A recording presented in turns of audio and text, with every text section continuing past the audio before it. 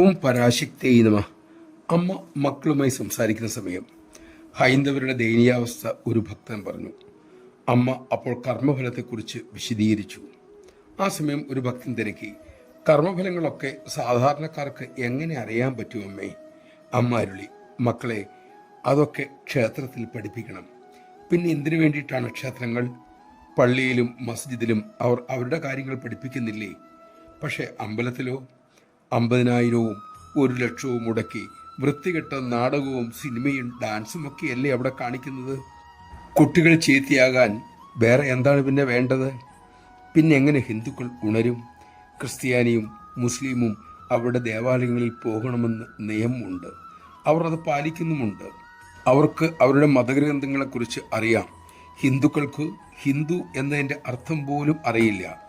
ഭാഗവതത്തിൻ്റെ ഒരക്ഷരപ്പോലും അറിയാത്ത എത്രയോ എഞ്ചിനീയർമാരും പ്രൊഫസർമാരും നമ്മുടെ നാട്ടിലുണ്ട്. മറ്റുള്ളവർക്കൊക്കെ ആചാരവും ചിട്ടയുമുണ്ട്. ഹിന്ദുക്കൾക്കോ വീട് വീടാന്തരം കയറി പിരിച്ച് ആ പണം കൊണ്ട് വൃത്തികെട്ട നാടകങ്ങൾ നടത്തുന്നു.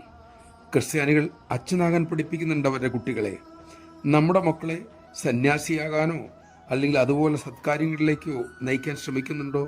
ഭരിക്കാനേൽപ്പിച്ച ദേവസ്വം അധികാരികൾ ധർമ്മം പഠിപ്പിക്കുന്നുണ്ടോ?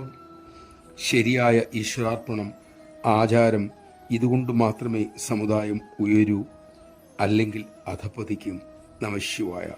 ഏകദേശം 40 വർഷം മുമ്പ് അമ്മ ചൂണ്ടിക്കാണിച്ച ആ പ്രശ്നങ്ങൾ ഇന്നും നിലനിൽക്കുന്നില്ലേ? ആലോചിച്ചു നോക്കൂ. അത് തിരുത്തേണ്ട ചുമതല നമ്മൾക്ക് ഓരോരുത്തർക്കുമല്ലേ? സദ്ഗുരു വഴി കാണിക്കും. അവതാരപുരുഷൻ ചൂണ്ടിക്കാണിച്ച വഴിയിലൂടെ പോകേണ്ടത് നമ്മുടെ കടമയാണ്. അല്ലെങ്കിൽ അതിനെ തുടർന്നുണ്ടാകുന്ന ദുരിതങ്ങൾ അനുഭവിക്കേണ്ടതും നമ്മൾ തന്നെ.